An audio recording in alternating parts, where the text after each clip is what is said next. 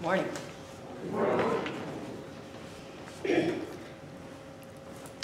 Demons. That is the topic of today's gospel reading. Jesus meets a man who is possessed by demons that have caused him to live by the tombs, naked and alone. But what are these demons? Some modern theologians argue that saying a person is possessed by demons is simply a way for the gospel writers to describe mental illness in a time before our modern understanding of it. Perhaps in some cases it was, but can actual demons, spirits working for evil, exist? Yeah. Well, demon possession comes up not infrequently in the New Testament. Jesus is shown healing people from demons on 6 separate occasions, and some, like today's story, show up in multiple Gospels. There is also a story from the book of Acts in which Paul heals a girl from demon possession. When Jesus sends out the 12 in Matthew chapter 10, he tells them to go, heal the sick, raise the dead, cleanse those who have leprosy, drive out demons. One can add to this a myriad of stories in modern times that speak of demons. A simple Google search will show articles about how exorcisms are on the rise in the U.S. If you read Joanne Shelter's book, And the Word Came with Power, you can find her experience with demons while she was doing missionary work. Joanne was a missionary to the Balango people of the Philippines, and much of Balango life revolved around keeping the spirits happy. The Balango people spent a great deal of time and resources to make sure the spirits were pleased with them, so their families would be safe. In her book, Joanne describes the first time she saw a spirit possess someone. Joanne writes, "I'll never forget the first time Ann and I saw the spirits possess someone. We hadn't been living in Botac long when little Aglape contracted pneumonia. I'd given him an injection of penicillin, but the spirits, speaking through a medium, told the parents not to allow their son to have another injection. The 3rd day, his breathing was labored. It became precariously shallow and slow. He was gasping for air just 3 or 4 times a minute. Obviously, he couldn't last much longer. The old spirit medium was called, and sacrifices were made. She called the spirits by name to come. She convulsed and shook. Then, stiff as a board, she passed out. They caught her as she fell over. People gathered around her when she came to. They started asking the spirits questions. What have we done wrong? What do you want for payment? What do you want for sacrifice? Then the woman spoke in a male spirit's voice. The spirits simply wanted some pigs and chickens, so they'd made the boy sick to get his parents' attention. In exchange for the boy's life, they'd accept 3 pigs, 2 chickens, and some rice and wine and beads. The father was immensely relieved. He could meet the spirit's demands. The negotiations were finished, and with violent wrenching, the spirits left the medium. Dazed, she grabbed her sore throat with one hand and her aching head with the other. The men scurried to kill the animals and offer their souls to the spirits. The dying child was well by the next day. I was dumbfounded. These spirits really do have power, I thought. It was the spookiest thing I'd ever seen. Small wonder the people argued against following God's way. If we stop sacrificing, what will we do when our children are sick? Just let them die? These spirits really do have power. That is the conclusion she reached. Thankfully, in time, she was able to bring the Balango people to God. But it was a battle, and the spirits, the demons, put up a fight. In today's reading, the demons, named Legion because they are so many, are not happy to see Jesus.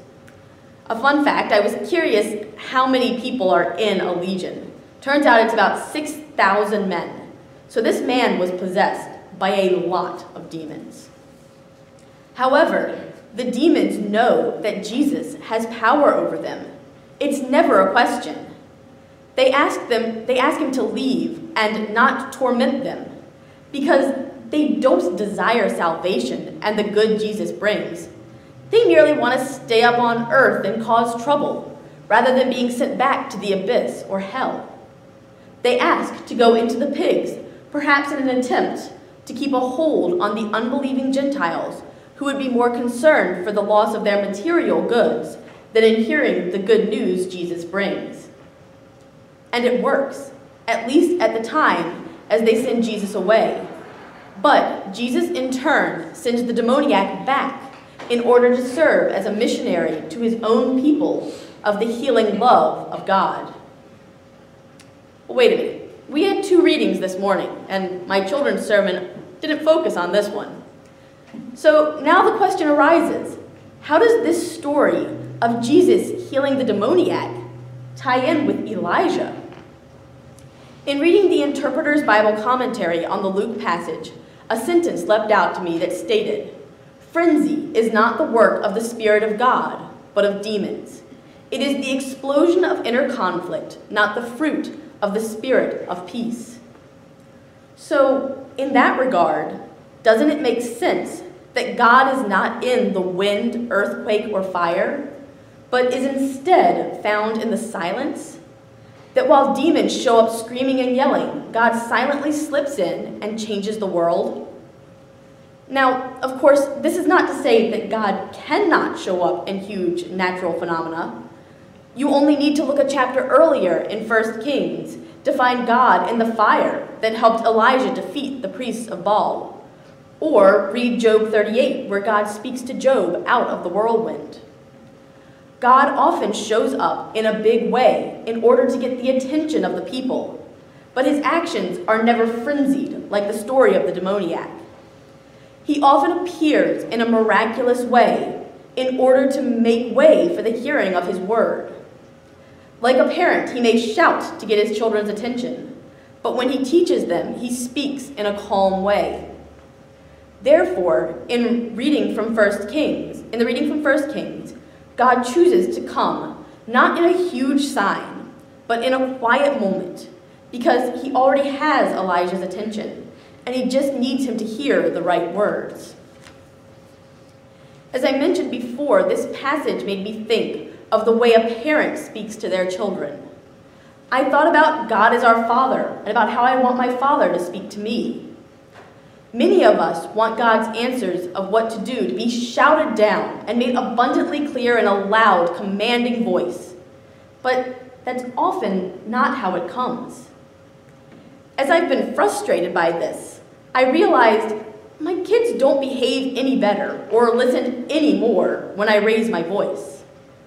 In fact, they often respond in a more positive manner when I slow down and talk to them in a calm way. While a shout might be necessary to get their attention or save them from injury, they will not fully appreciate the point I was making if I cannot explain it in a calm fashion. When we stop the chaos of the moment and step back for a quiet time of reflection. In 1 Kings, Elijah is whining like a petulant child, and no amount of yelling can help. But instead, God comes in a sound of sheer silence. Many texts translate this as a still small voice, and both are possible translations of the Hebrew, but personally, I like the sound of sheer silence, a silence so strong and powerful you can hear it. I imagine many of you can think of a moment when you were surrounded by a silence so powerful you can hear it. This is the type of moment in which God will often appear, even when we are not necessarily looking for him. It is amazing how powerful silence can be. I think of one moment in particular where I heard God in the silence and allowed him to lead me where I needed to go. I was working at Riverside Hospital in Newport News, Virginia as a chaplain in order to finish my Master's of Divinity. I was assigned to the maternity ward, where most of the cases are happy times. But one day, I got called up for a stillbirth. I was terrified. As I walked toward the elevator, my head was buzzing, trying to script out the encounter. My personality demands that I know exactly what I'm going to say or do in a given situation, because I worry that if I don't, I'll say the wrong thing if it's not planned. But as I got on the elevator, I realized I am in way over my head here. I don't know what to do. I just have to trust God to take control. So I took a deep breath, and I prayed for wisdom and the words this family needed to hear. To this day, I have no idea what I said to those people, but I do know that God was there. As I left, an older relative followed me out and thanked me for the words I said. But I know that God was the one who helped that family, not me. But I had to let him, and I could not fear the sound of sheer silence that filled my head where words usually formed. I had to close out the frenzy of the world to make room for God's still small voice to be heard. That is something that can be incredibly hard to do, especially as the world around us is so noisy. But it is something that can truly change not only your life, but can impact those around you. By being willing to stop and listen for God's word, we can find the strength necessary to stand up and do what is right and best for those in our lives.